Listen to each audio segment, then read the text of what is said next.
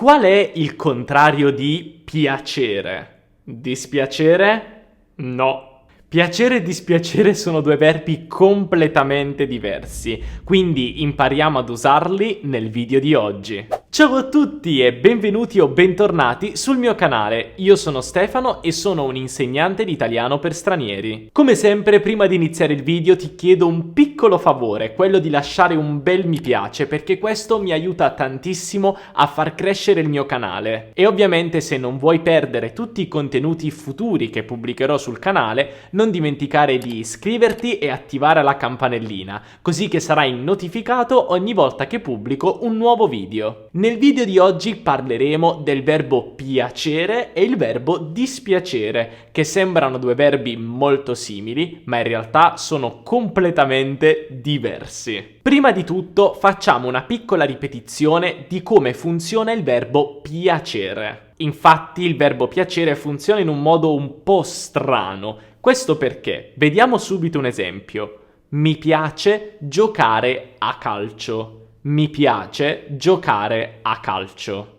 In questo caso, calcio, che è sostanzialmente la cosa che ci piace, è il soggetto della frase. Invece mi è la persona a cui piace quella cosa, ma in realtà è il pronome oggetto indiretto. Quindi, come puoi vedere, la struttura di questo verbo è un po' strana. Infatti, puoi immaginare il verbo piacere come giocare a calcio è piacevole per me. Giocare a calcio è piacevole per me. Dove per me sarà mi, per te ti, per lui gli, per lei le, per noi ci, per voi vi e per loro gli.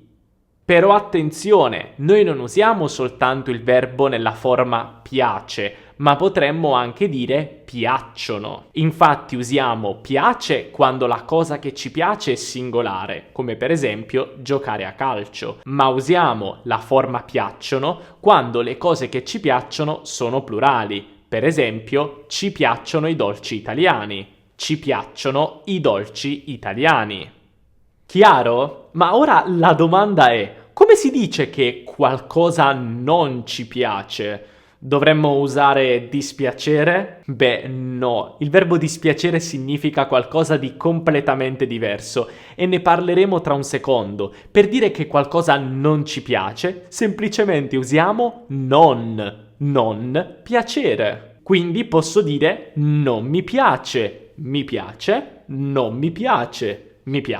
non mi piace. E allora che cosa significa il verbo dispiacere? Beh, è molto semplice. Prova a pensare alla frase mi dispiace. Mi dispiace. Beh, sono sicuro che già hai sentito tantissime volte questa espressione e che anche tu la usi tutti i giorni. Mi dispiace principalmente significa due cose. Vediamo i suoi significati in contesto. Ho dimenticato di darti soldi, mi dispiace. Ho dimenticato di darti soldi, mi dispiace. In questo caso ti stai sostanzialmente scusando con questa persona perché tu hai dimenticato di dare i soldi e quindi ti dispiace e dici mi dispiace. In questo caso mi dispiace significa scusa oppure scusami, è la stessa cosa. Però posso usare il verbo mi dispiace anche in un altro caso. Infatti posso dire ho sentito che il tuo cagnolino sta male, mi dispiace.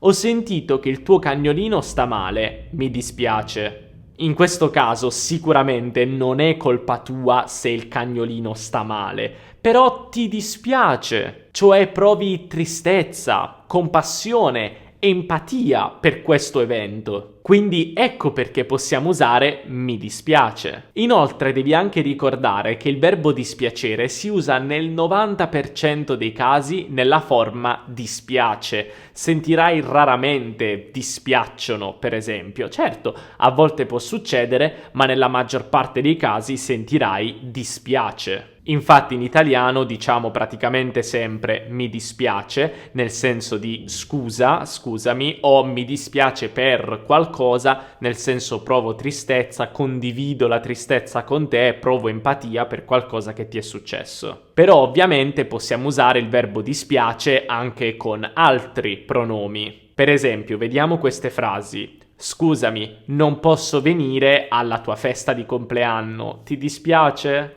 Scusami, non posso venire alla tua festa di compleanno, ti dispiace?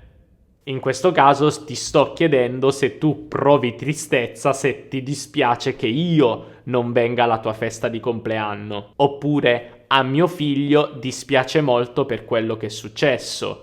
A mio figlio dispiace molto per quello che è successo, cioè mio figlio è molto triste per l'inconveniente, per quello che è successo, ed è come dire che insomma si sta scusando indirettamente, però perché lo fa la mamma o il papà. Quindi, come puoi capire da questi esempi, i verbi piacere e dispiacere non hanno praticamente niente in comune, sono dei verbi completamente diversi e spero che con questi esempi tu abbia capito meglio come si usano nella vita di tutti i giorni. Come sempre, se hai domande puoi farmele qui sotto nei commenti e se il video ti è piaciuto non dimenticare di lasciare un bel mi piace e di iscriverti al canale per non perdere tutti i contenuti futuri. E poi anche di seguirmi su Instagram, Teacher Stefano, così che rimarrai aggiornato su tutte le novità e lì anche pubblico tanti contenuti interessanti che possono sicuramente aiutarti. Noi come sempre ci vediamo nella prossima lezione. Un abbraccio dall'Italia. Ciao!